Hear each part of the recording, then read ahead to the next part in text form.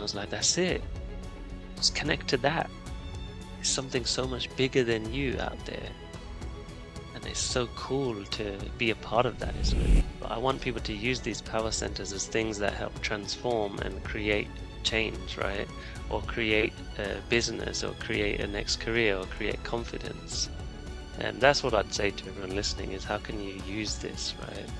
And that's why I called it power centers. Hello, everybody, and welcome back to Illuminating Dialogues number 11, where I have the pleasure of talking to Raj Gorsia today. How are you, Raj? Yeah, I'm doing really well. I'm a little bit hot, but I'll tell you why later. I'm in a tropical climate, let's call it. So yeah, doing well. Awesome. And I'm in a not so tropical climate of sunny Scotland today. So, Yeah. just to introduce you, Raj, for the viewers who haven't come across you before. So, Raj is an advanced meditation, pranayama, and yoga nidra teacher. Studied mindfulness with the British Psychological Society, and a certified transformational coach. Raj has traveled around the world for 4 years, learning and understanding the depth of yogic science and what it means to truly be alive. His upcoming book, The Power Centers, will powerfully showcase this ancient, timeless wisdom into a modern and practical language on how we can really access and harness our life force energy. Now, I've also been talking to Raj about my own life force and how I can access my own power centers. So I'm really excited to share Raj's wisdom with you. So thanks for coming on, Raj. This podcast is Yeah, my called pleasure. Illuminating Dialogues. So I created this to illuminate the audience, illuminate myself as I'm along this journey, and to really have a flow of meaning into a conversation that I haven't gone before, to illuminate myself, yourself, and people listening. So, with that being said, my first question to you is, what lights you up? That's a good question. What lights me up? Um, the first answer that comes up intuitively is making use of this time on this earth. Making use of this time on this earth that I have, that lights me up. And whatever shape or form that comes in, whether that's, hey, I'm exploring the world, or I'm exploring new parts of myself, I'm learning things. That's what drives me. Hmm, that's powerful. And often we forget what it means to be alive. And I'm so excited to have this time in this conversation to talk about our mind, our bodies, really what are these power centers and how we delve into that. Mm, Before we really delve into talking about really the technicalities of how we can access that power inside of us, if you can just share about your journey, how did you start to wake up to this raw energy inside and wake mm. up to your own power? Yeah, so it all started with there's various phases, right? But the things that stood out were when I started practicing yoga. That's one part, and I'll get into that in a moment. But even before that, I got into bodybuilding, right? I got into bodybuilding and fitness, um, because it was the only thing that could slow down this noisy mind. I was always anxious, always overthinking, doubting myself, not really getting myself out there, my true self. Um, there was glimmers of it around certain people. It came out, and people saw the best of me, but a lot of the time it got shadowed, let's Mm, call it.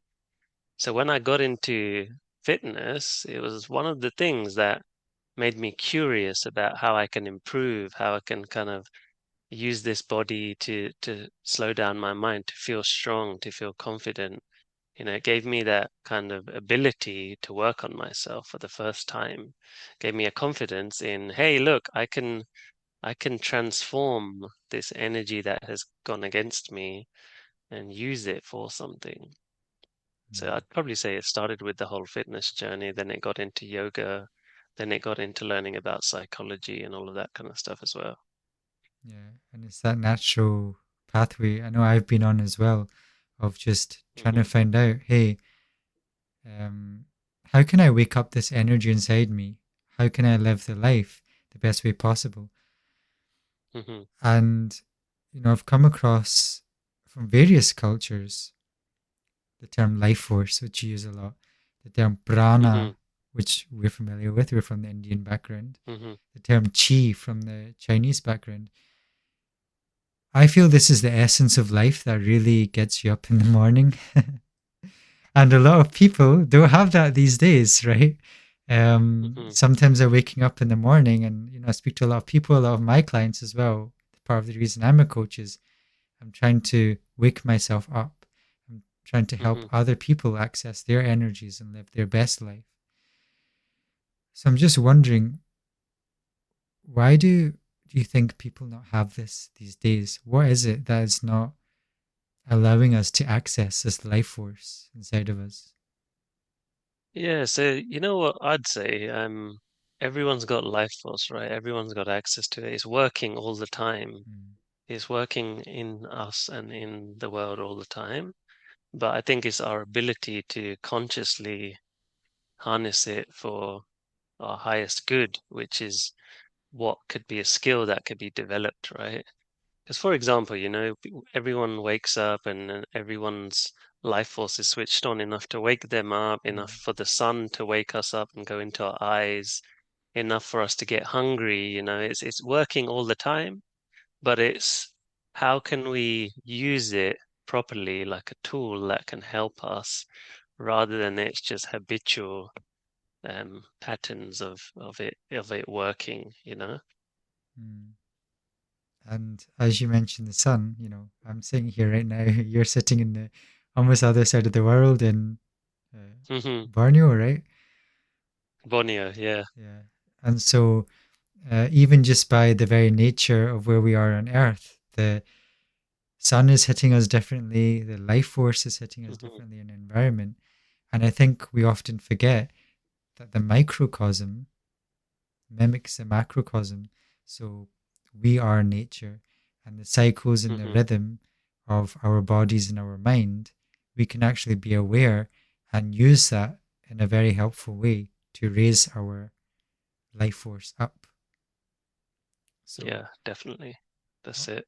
often we forget that perspective. So I'm just wondering, for viewers just journeying into this and understanding that we are part of nature, how can they start to access this? How can they start to be this? Yeah, and you know how I work, right? I like to keep everything very simple, Mm, tangible, practical, so it doesn't get into the world of, yeah, we are nature, this feels good and it's nice to think about, feels good. But practical is, certain things like going out there and feeling the sun. We need it. We actually need it to survive. So when, this stuff gets a bit too spiritual for some people, I just say, hey, if the sun didn't rise, you'd be dead. Simple as that, right? So we definitely have a connection to it. It's a science. So I'd say connecting with it simply by just getting some sunlight sometimes. That could be one thing. Going out into nature, connecting, feeling the earth.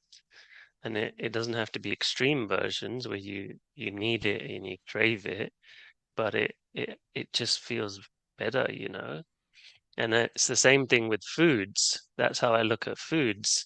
It's what are we putting into our body that's actually something natural, something that grows, something that doesn't have manufactured ingredients to it, because that stuff has to get processed by us and it has an effect. And, nature's effect always gives us a positive feeling if we use the foods from nature in a correct way, foods, herbs, everything else.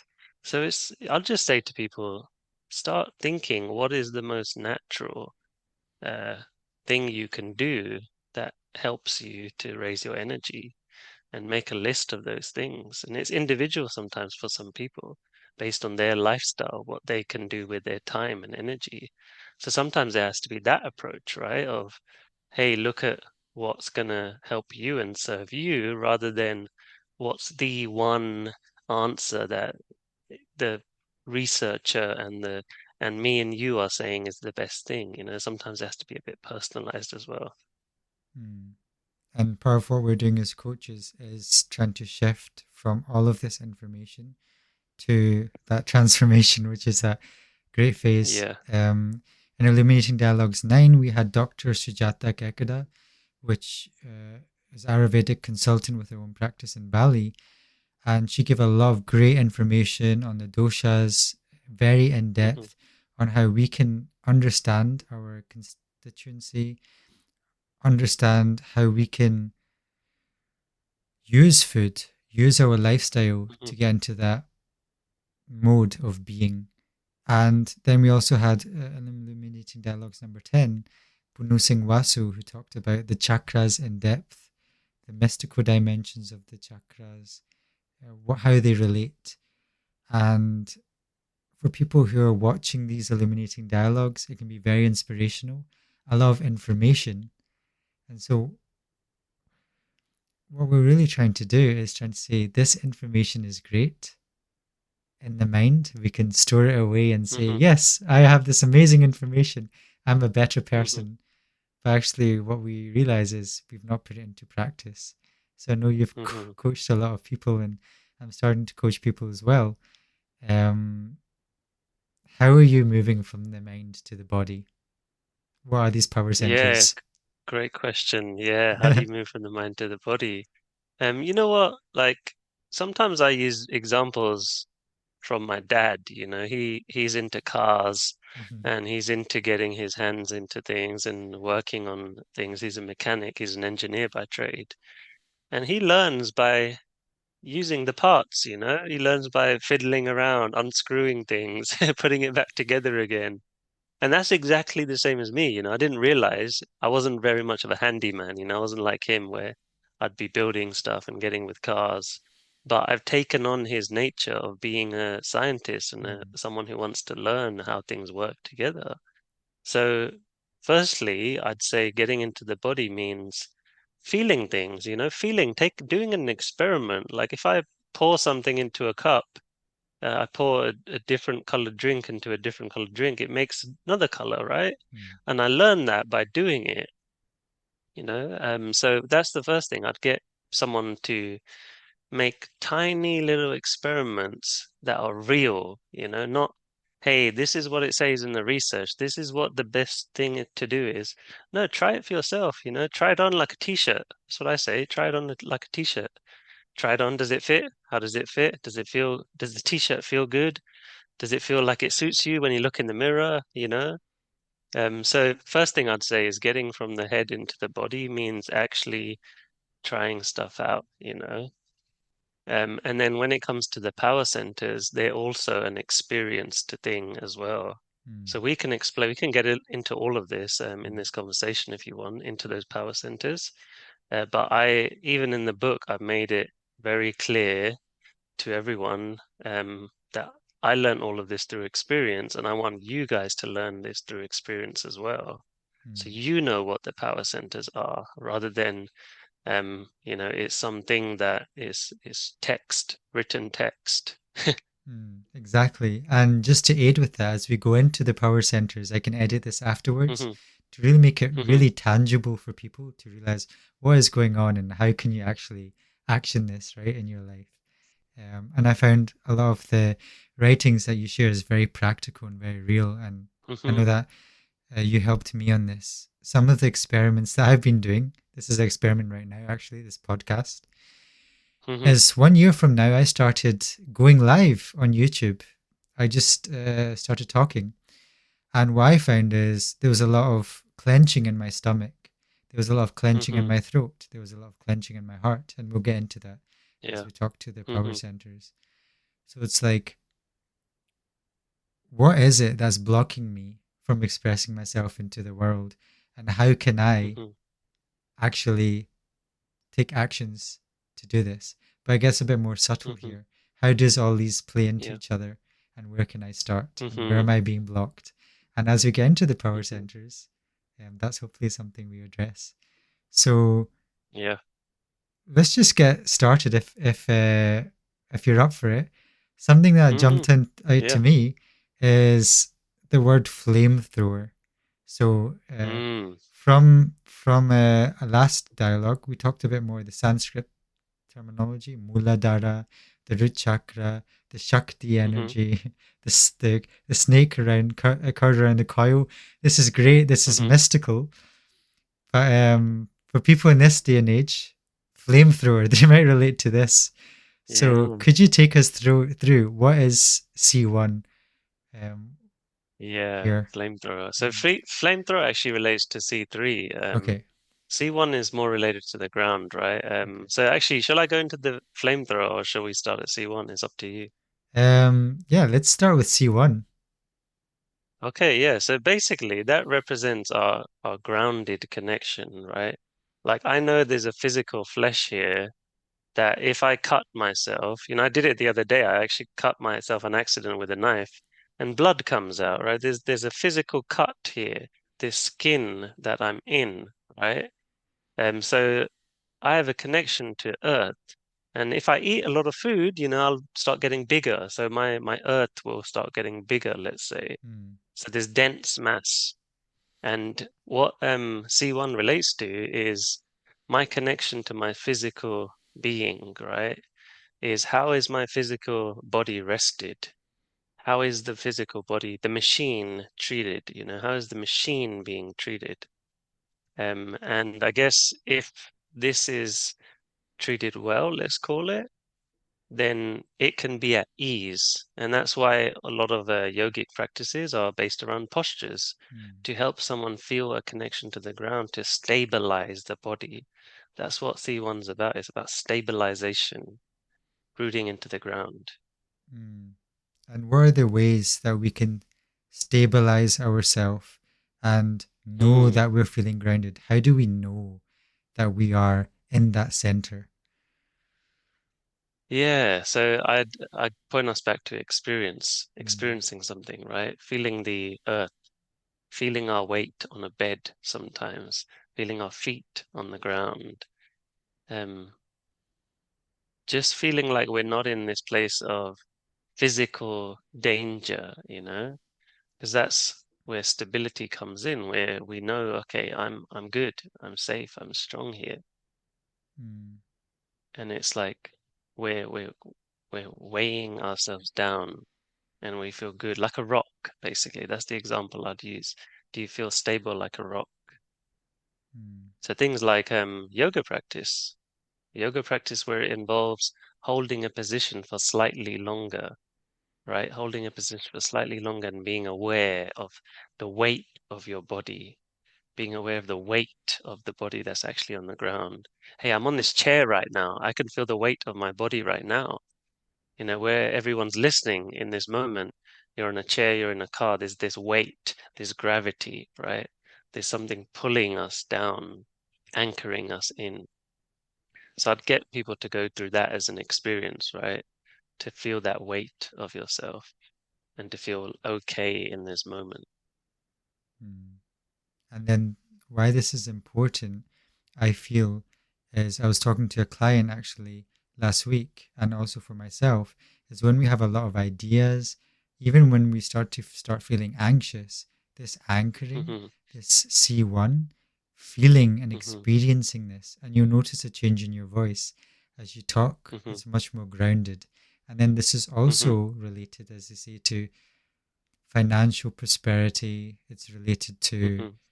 all these aspects in your life. So it's not just an emotional grounding, it's really a bedrock for financial prosperity. It's a bedrock through how you are giving life to your creations, giving life to your thoughts, these processes, right?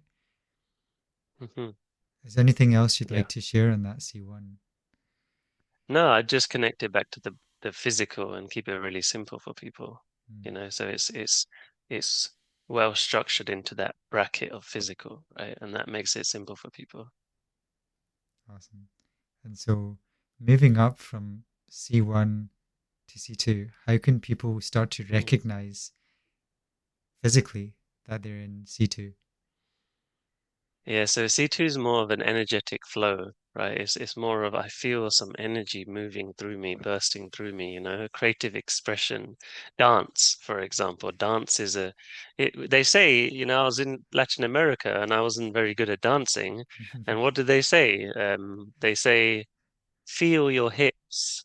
Feel your hips moving, the hips are moving. When the hips are loose and there's a movement down there, there's a kind of flowiness about us, right? We're allowing ourselves to express something that's inside an energy. So that's how I'd say that's how it works, and I think everyone will be able to relate to that one in some way. Mm. And I do Bhangra myself. And I know that when I Yeah. started to do Bhangra, which is a Punjabi dancing traditional, you're feeling Mm-hmm. that energetic flow, right? I did salsa as Mm. well one time, and you're feeling this. And I Mm. noticed that when we start, I know this is also related to the creative energy. Mm-hmm. So when we start flipping that switch almost, we Mm-hmm. start to get that creative flow. So I started editing Mm-hmm. more. I started to do YouTube editing, and I can feel that Mm-hmm. flowy energy coming out of me. So Yeah. I think you help make it a very practical thing where we're almost giving ourselves emotional permission that we're saying, hey, Mm. this is happening in C2. And the more Mm-hmm. permission I give myself here, the more power I can access from here.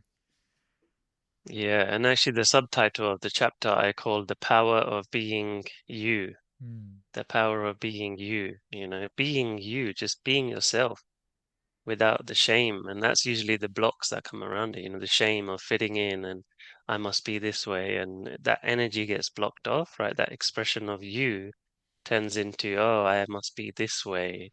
If I am me, there's a bit of shame around it. Oh, no, it's a bit shameful, and things like expressing how we feel about other attraction, physical attraction, all of that kind of stuff. Sometimes there's shame around that as well, right? So yeah, that's how this one could get blocked, and it's quite common, to be honest, mm. quite common for this energy not to be liberated down there. And I guess this is sort of like 2 inches below the belly button, that sort of area, Yeah, hips area. I'd just say the hips. the Yeah. hips area. And is that where that's where shame and sometimes embarrassment is mostly gathered in people? So that's where they can begin to maybe Yeah, I think recognize it. so. Usually, exactly. Yeah. Cool. And what other things would you suggest that people can do to really get into their, C2? I'd say hip opening exercises in general, right? And it could be whatever you want to be. It could be squats, like I do squats and I lift heavy weights with squats, but it allows me to activate those hips, right? Um, the hips and the glutes, they're activated, they're opening. Even things like yoga poses. I spend a specific day in the week working on hip opening, right? Mm, Because there's tension down there. It's getting closed off. Why are my hips so tight? And as soon as I work on that physically and connect to opening it up, I instantly feel a bit lighter. So that's what I'd get someone to do. I'd say work on the hips. There's that stuff, and then there's also looking into some of those stories, right, of who you think you are, your identity, and some of the shame that covers up who you really are, right? So I'd say both of those approaches will be really helpful. Physical engagement as well as um, looking deeper, let's call it, as who you are. mm. That's really practical, grounded ways of how people can actually access that. Hmm. And I'm wondering, because I'm from the Western world, and maybe a lot of people watching this, I'm an engineer, I'm a biomedical engineer. So I have that Hmm. engineering approach, C1, Yeah. C2. And it's almost Yeah, like yeah, yeah. nuts and bolts, right? In engineering, I'm Yeah. reading that book by That's it. Sadhguru. And, but I almost is thinking as this is a separate system, C1, C2, but that's not true, right? They interplay with each other. So how does that work? Yeah. Because our body is a system; it's not isolated and fragmented. Yeah. Ultimately, the whole thing is one, and actually that's kind of what I lead. people towards the end of the book. And even at the start, I mentioned that it's one piece, right? You think of a car is a car. Okay, you look at the pieces, they're useful, but a car is a car, right? Without wheels, it doesn't become a car, it doesn't drive. So ultimately is one piece. Everything links together. How's my body feeling? That connects to how confident am I speaking out in the world, you know? How centered am I? How's my heart? You know, am I connected to heart and soul? And that makes an impact on how I'm speaking to someone as well, right? If I'm all up in my head and then I'm using my voice, or if my body's tense, it has a direct impact, you know, if we're not in a relaxed state, if our Mm, body's not relaxed, it yeah, it definitely makes a difference. So they're all intertwined. There's layers, right? And in yoga, there's layers. They talk about sheaths, mm, that all connect on top of each other as one, really. They all work together in harmony. mm, And the whole point of everything is for all of it to join up, right? Everything to sync up into one, because that's when everything works together and that's when there's effortlessness. You know, you're not really thinking about, oh, okay, what about this part and what about this and what about my body and mind? Hey, I should go exercise. But why? If your exercise is not in a way where you're doing it from a centered place, then exercise can be a chase, a scarcity driven activity, you know? So yeah, I'm all about connecting everything, you know. There are these parts, but the real purpose is how do you connect everything together? mm. And so for the people listening, like really as I maybe edit this and show these different sheaths that we did talk about in the Mm-hmm. previous, the different koshas they're called, Mm-hmm. the body into the more metaphysical structure, that this is Mm-hmm. one process. So I know the Mm-hmm. mind might try to take one piece, but actually they're Mm-hmm. all connected. So Exactly. and like you said, the relaxation in the body is so key. And so as we move into C3, um, Mm-hmm. what comes up for me is I'm at work right now. I sit. Most days I sit. My colleagues are sitting at a desk, and Mm-hmm. our mind is almost my whole attention is into the screen, and my Mm-hmm. body, things are happening. Maybe my stomach C3 Mm-hmm. is getting clenched. It's feeling restrained. Mm-hmm. One of my clients said to me, I feel hunched over when anytime the telephone rings. And so we're Mm. totally disconnected from all of these centers. And Yeah. so it would be really helpful to understand what is C3. And it really feels like a powerful energy center. I know you mentioned flamethrower as well. Yeah. Yeah. It's the flamethrower, it's the fire, it's the furnace, right? So you know, I got a background. I got certified as a personal trainer, right? Because I got so into all of this body stuff.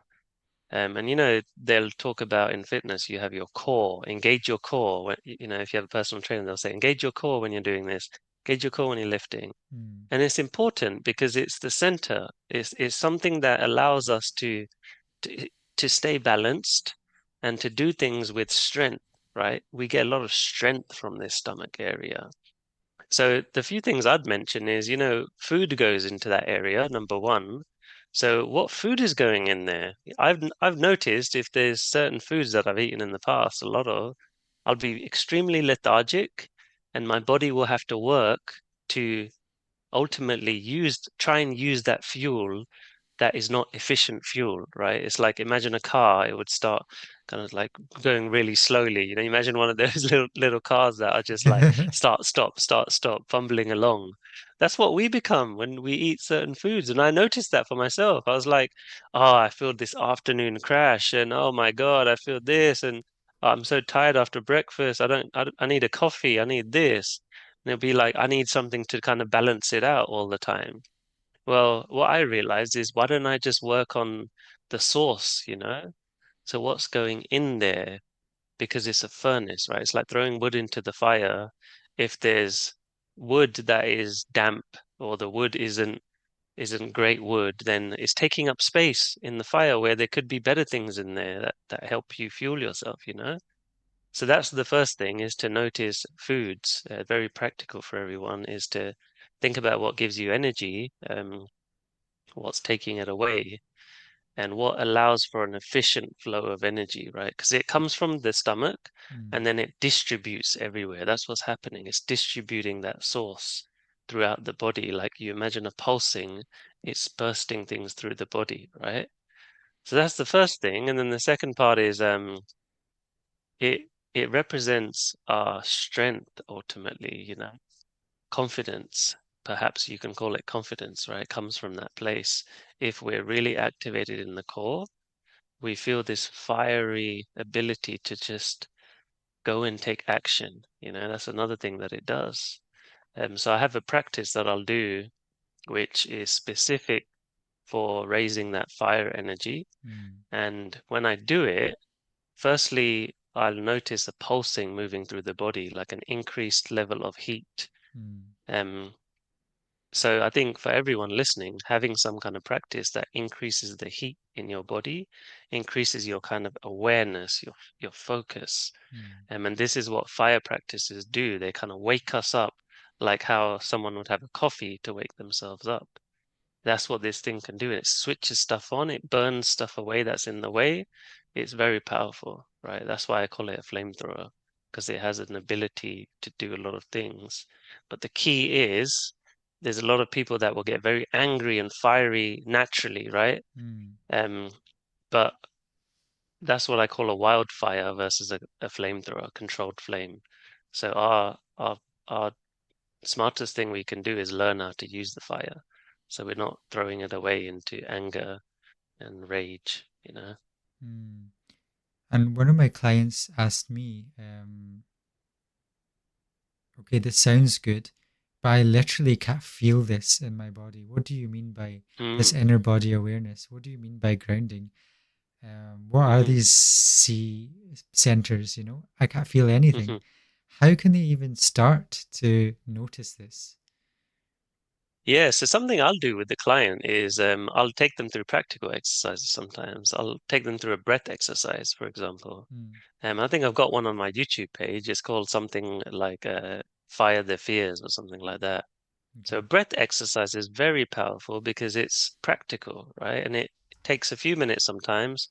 We'll do some heavy breathing, let's just call it, just to keep it simple. We'll do some heavy, explosive breath, and it will create alertness. So that's what I'd get someone to do. If I was in a session with someone and they say, I can't feel it, I'd say, okay, how about we try something? Are you up for trying something right now? Because I know it's theory. Yeah, I don't want to live in the world of theory with you because that's pointless. I'm just telling you some theory. Instead, I'd get them to do that practice either with me or send them something that they can try, and then they can experience it, right? So I Mm, think it's about that for me. It's about how do we make this a practical experience? Like me, I'm going outside for a walk and I feel the sun, mm, because I'm actually there rather than thinking about going for a walk. mm. And it's that shift. It's actually doing the thing. Like I never hmm used to go out for a walk in the mornings. Now I'm going out for a walk or run every morning, and I hmm feel that aliveness. It's not my mind that becomes alive; it's the body, and we have to give hmm our body permission to be intelligent. Because I hmm think, especially growing up in UK, to be honest, that we have not honored the intelligence of the body as much as hmm um, then we haven't recognized this intelligence of the body that I feel is really there. And when we really hmm begin to honor that, then I think things start changing.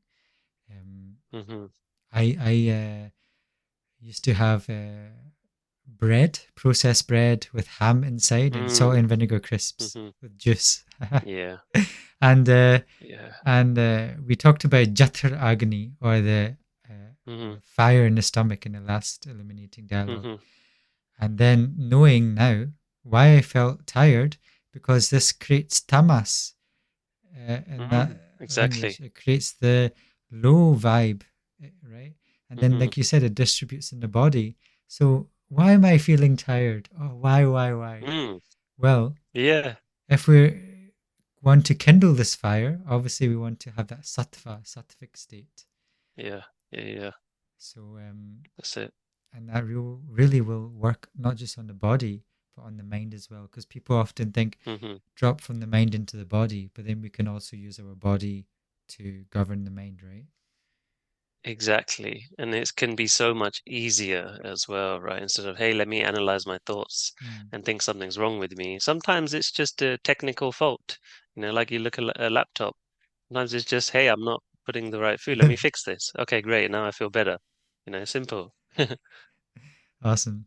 Is there anything else you'd like to say on C3? Because I think this is also related to a lot of people's feeling powerless or feeling empowered Yeah. in the jobs that they do. Yeah, I think it's about having courage and taking action on certain things. And I know how challenging this can be. I went through this massive phase where I had all these ideas, but I couldn't take action on them. I was very intellectual, visionary, but I found it very hard to go and do stuff. So I think it's a journey, right? That's the thing to say for everyone listening. It's a journey. It's okay where you're at. But I would still push people to take little actions that feel a bit challenging that you really want to do, and then you'll see, oh, this is kind of fun, and then you kind of get into that mode of operating, bit by bit. Mm. And you also mentioned wildfire versus like concentrated one, which is part of also Mhm. my coaching. I always say go slow to go far. So Mhm. of course we want things in life, but that's Mhm. also the seat of the ego. So not letting that Mm. drive you, but allowing that to be kindled and Yeah. to drive with that. Yeah. So coming up from probably one of my favorite ones from Mhm. C3, coming up, and maybe you can talk about how this interplay happens. Coming up from C4, our uh, heart, or like they say Mhm. in Sanskrit, anhat. What is Mm. this C4? Why is this a pillar?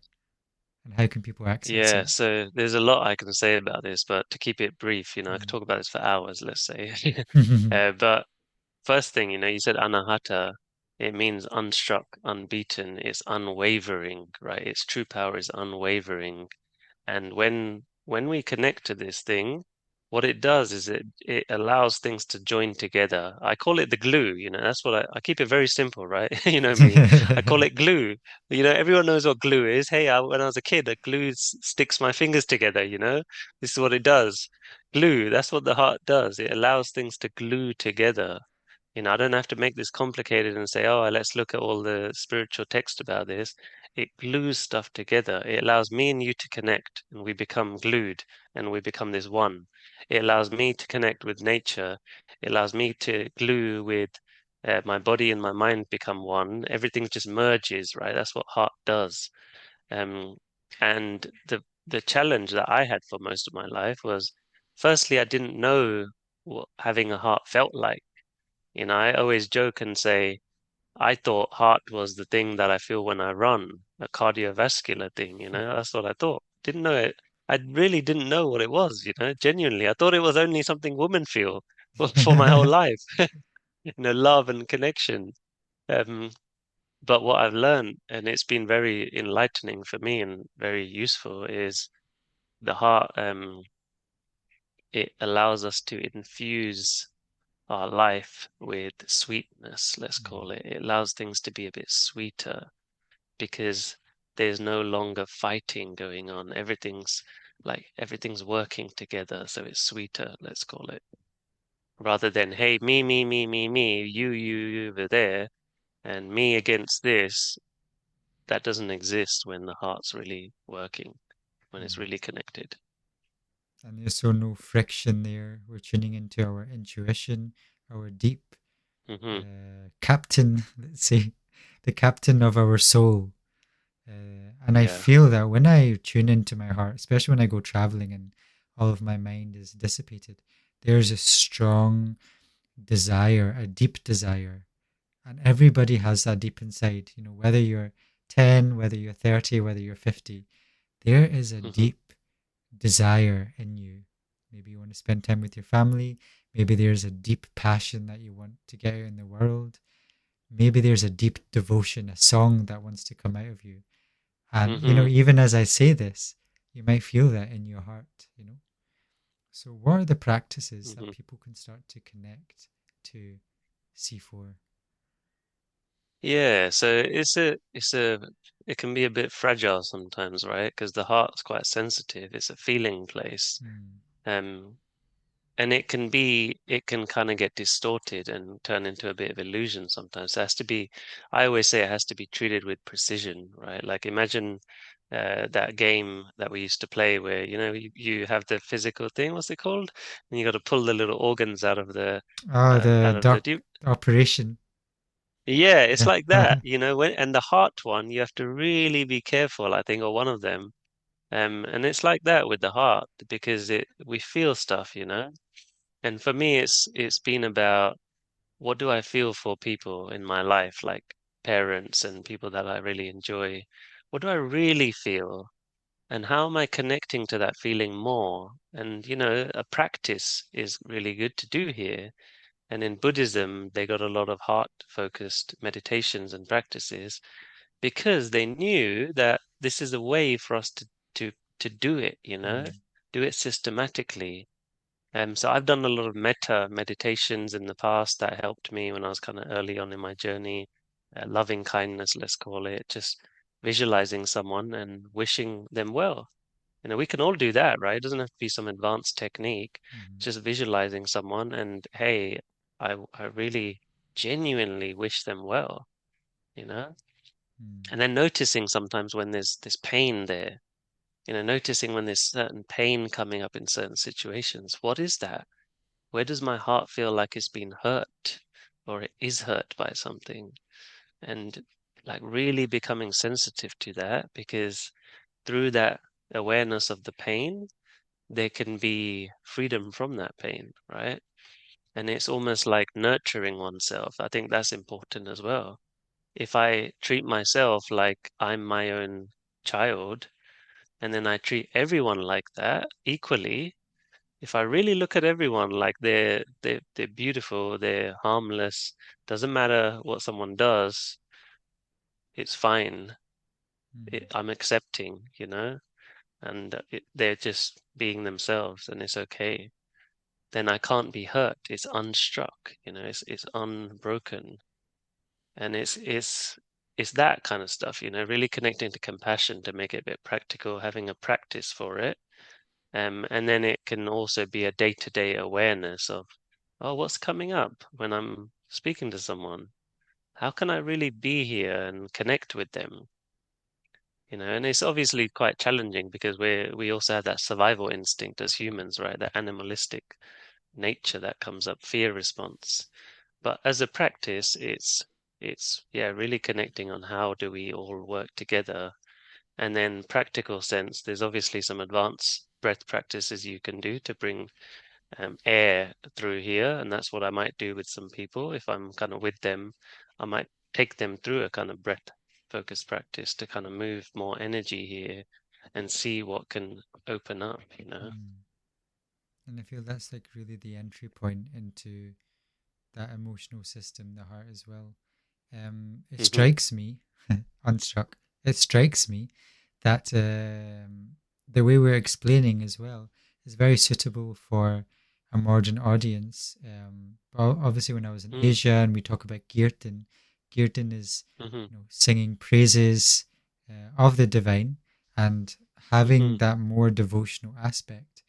Why Hmm. is it that we are explaining in a more practical way in the modern times, and why is it in the past it was a bit less practical, and they were really able to have these teaching passed in a more devotional way, in a more emotional way? Mm. Yeah, I think it's because like out here, for example, there's certain tribes that connect to nature, right? They just call it nature. They're just connected to the earth and things Mm, like that. And really what's happening, and I think what is the attempt of religion to do is for us to connect to something that's just all, simply. It doesn't have to be a name or we don't have to name it into something, but just something that's all, mm, something that's all powerful. And so I think that we struggle now because of the added layers that religions have added to it, and then we think Mm, it's a rule set, and then there's people we follow, and then you follow that person, and then you hear this, and then oh, this is the way to do it, and then they've heard it from someone else, and I think that's where it can get a bit challenging when someone doesn't connect to the source of it, which mm, is all. How can I connect to the connecting nature of everyone? Um, and I think if we do that, if everyone does that in their own way, then you access all of that wisdom from the past. mm. How can you be it? How can you be the Yeah, how power can you just centers? experience and just feel it, that there's just this all, you know, it's it's hard to explain, but everyone has their own way of seeing that. I said to one of my clients once, um, what do you feel when you look up into the sky and you see the stars? Because she wasn't very spiritual, right? So I was trying to take a Mm, different approach to this. And she said, I just feel like there's just unlimited space out there. It's never ending. It's just so much bigger than me, she said. And I was like, that's it. Just connect to that.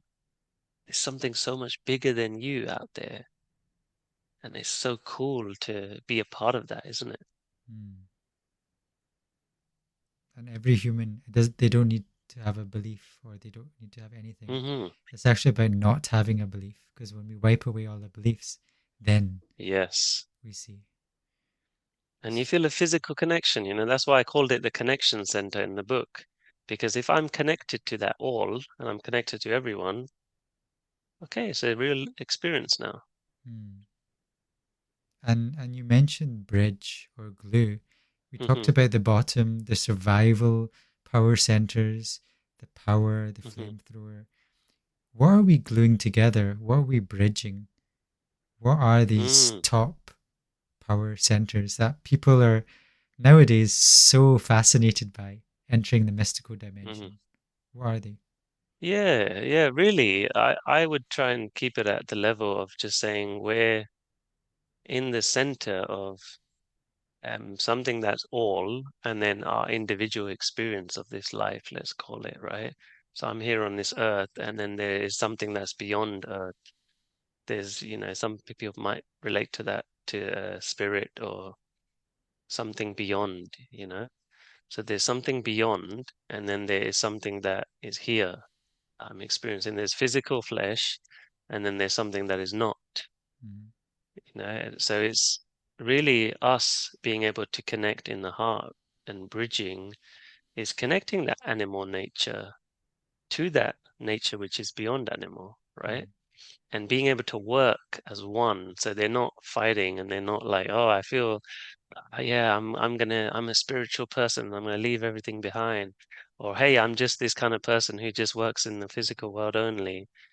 I honestly want people to go to that place where everything just bridges and connects and it works together. And you even look at things like the cross. mm, It's a cross, right? They've symbolized it in this way. There's all these religious signs, mm, ancient and modern, where they've made all these symbols, and there's always this crossing, there's always this connecting that's going on, mm, and that's what this bridging is about, is that's what the heart does. It allows things to plug in together. mm. This unmanifested, manifested, meaty beady like we have in Sikhism, or the Hmm. Tao, yin and yang. Um, Hmm. Yeah, and that's it. yeah, it's just amazing how this system exists within us.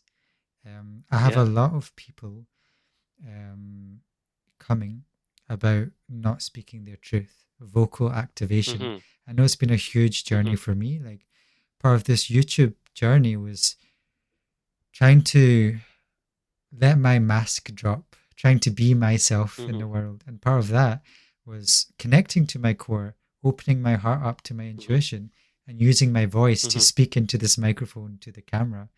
Hmm. So, this C5, what is this power center and how can people access this? Yeah, so this is the power to be Aurora. That's what I Mm, said in the book, is our expression. It's the expression of who we are, right? So inside we feel it. We have those feelings, we have that fire, and we're stable. then C5 allows it to come out, right? Now, I always think of it as like a cannon of light that can burst out of us. mm, And that's what it represents. There's a bursting of light. It's flowing like a waterfall. Waterfalls just come out and they're natural, right? But it's powerful at the same time. It's gushing out, right?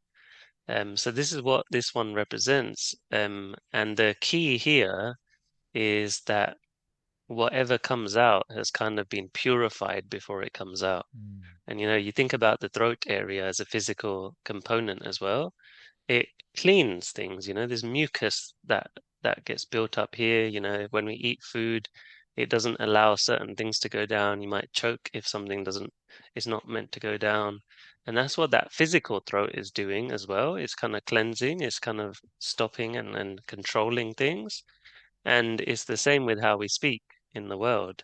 mm, If it's holding back on the light and the true potential, then that means it's using the function in a way that is not letting out our purest self, right? But we also want it to purify the things that we don't want to come out. Like, hey, I feel annoyed when someone says this to me. Let me go and shout at them. Or, like, I'm going to use foul language because it feels good, you know? And when things get purified inside, for example, I think we spoke about this. mm, I stopped swearing at one point. I used to swear so much when I was younger, just out of habit from being around people. And now it doesn't make sense, even like small swear words that you mm, can think of, it just doesn't make sense. Why would I use this instrument that I have in the world and use it in ways that's not beautiful and musical? mm, It takes energy to talk. It takes energy to actually talk. That's what I realized. And I don't want to waste my energy of talking when it's not the best form. mm, And equally, I don't want to hold back on that either. mm. So that's what this one represents is how do we speak, and what kind of form of speech is coming out. Yeah, and it's really that interplay between that power that we have and Mm-hmm. also that clarity, which we'll come on to as we begin to wrap Mm-hmm. up, because that has a high degree of awareness as well, because that's why in the ancient civilizations we have these mantras, we have these Mm-hmm. phrases, because words have power. And when we begin Mm-hmm. to activate this, just by starting this podcast, by connecting to people, my world has begun to change. So Mm-hmm. accessing this will change your world, whether it be career, whether it be Mm-hmm. relationships. And that's a very practical example. Um, Mm-hmm. as we slowly begin to wrap up, um, Mm-hmm. could you also touch on this more mystical dimension, that clarity Mm. aspect of C6? Mm. Yeah. All right. So C6 is the third eye, right? So it allows us to see things in a way that we're seeing things it's unified. That's why it's third. It's not these two. Mm-hmm. It's the third one that's different to that, different to these two. And there's even like a lot of science around this about the glands, the glandular system around here.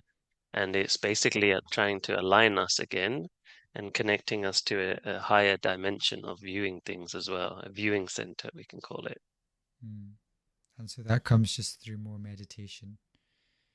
Yeah, I'd say meditation and just opening ourselves up to new experiences. It allows us to see and expand the way we see the world. That's what I'd say. Perfect.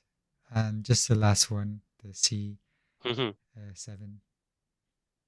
Yeah, and this is letting go. Let's just call it letting go center. I just call it the crown center in the book. I keep that name because it represents our connection. It's like wearing a physical crown, and that physical crown is connected to something beyond. Mm, And in ancient times, there was people that wore hats. Even indigenous tribes, they wear specific crowns and specific hats, and it symbolizes the connection to something bigger, right? mm, And it allows us to let go. And that's important because, hey, I'm running around in this world. I want to be someone, um, and I want to feel all these other centers, but I got to let go. I don't want to be attached to that whole idea, and I don't want to be attached to anything. this one kind of allows us to let go of everything, and it's a release. Mm. And no power center is better than the other. We have a letting go and we have No, a no, no. They're all grounding. like together, teammates, you know. I call it a dream team. Yeah, because often we can get that a bit mixed up. Um, Yeah, this is what happens. Sometimes people say lower centers are not so good, and yeah, I want to ascend to the higher centers. And that doesn't make sense to me either. It's like, why would you prioritize? And it's like favoring a child, right, that you have over another one. mm, It doesn't make sense. They all have to get equal amounts of love and attention for everything to work together, right? so true. So just as people now have this amazing wisdom that you've shared with them, Hmm. um, how can they come from that mind again to that body? And what would you recommend they do? Any final words to them? Yeah, so I'd say, and by the way, I've got a few minutes, so I was just going to say, we don't have to kind of end it here, but yeah, just to mention that. Okay. Um, I was going to say, when it comes to practically experiencing all of this, it's knowing what these centers are and then seeing how they might show up in your life, right? That's what I would suggest to someone. I'd even get someone to have a little practical notepad and I'll say, okay, now we've gone through these things.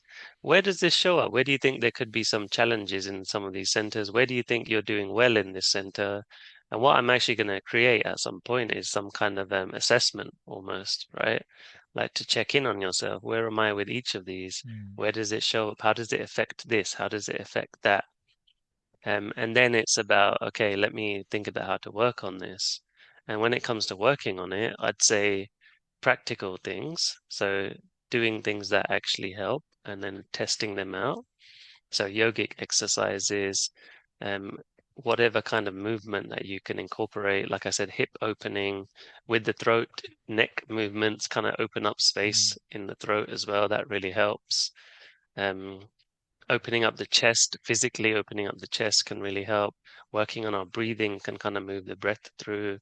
So there's all sorts of physical things, and then it's also the analysis can help, right? So looking at the stats of where you're at, and then working on how can I work on those little stats and mm. improve them. And I think it's like that, it has to be like that. It has to be taken like that for it to be practical. Absolutely. And I noticed we never talked, about meditations or affirmations because this is completely Hmm. actually going away from the mind into the body. And I think that's Yes. amazing. Yeah, and really, really, it's about using the mind as a focus point, right? I'm using my mind to tell my body what to do. So, Mm, okay, I know what this stuff is now. I understand it. Now let me use it practically. So, mind, understand, and then let's use that to put it into my body, into action, right? mm, And then I learn from that. And then what happens? My mind starts adapting to that. I start learning, I start learning through the experience of it. mm. So thanks for, because I think that's a key aspect. It's the interplay between Hmm. the mind and body. It's not just like, okay, we're in the mind here, but it's allowing the body, give permission, and then allowing it to change the mind again. Exactly. Yeah. So, is there any last advice you'd like to leave people with that we've discussed today Yeah, on the power centers? yeah. I just say, when talking about these things, it might seem like they're far away, and what are these things? What do they even represent?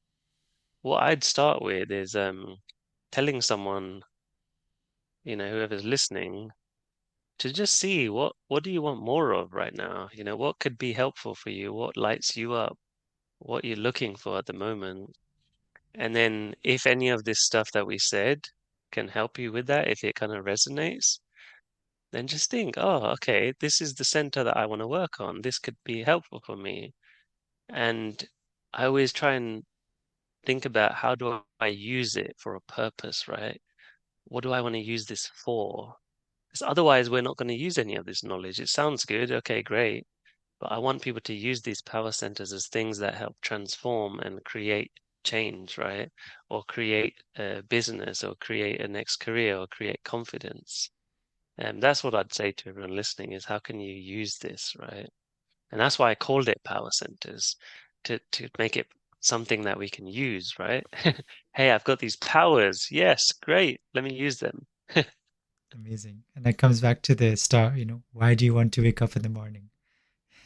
Yeah, that's it. Yeah, yeah. What's giving you purpose? That's what my driver is in life. What gives me purpose in life? What lights me up? And if I can use my life for that, then I'm going to be peaceful. I'm going to be happy. Hmm. Thank you so much again for your time, your wisdom. I can drop your YouTube in the description below. Where else can people Hmm. find you? Instagram on Raj Gorsia. You can also find some meditations of mine. It's also on my page on Instagram. Or with Raj.com. You'll find meditations there that you can try. You'll find podcasts, YouTubes, and articles, all sorts of stuff there. Amazing. And I highly recommend it because I've read some of the articles and watched a lot of the YouTube and so much information there. So thank you Yeah, again, everybody, for watching. And thank you again, Raj. no worries. My pleasure. Thank you.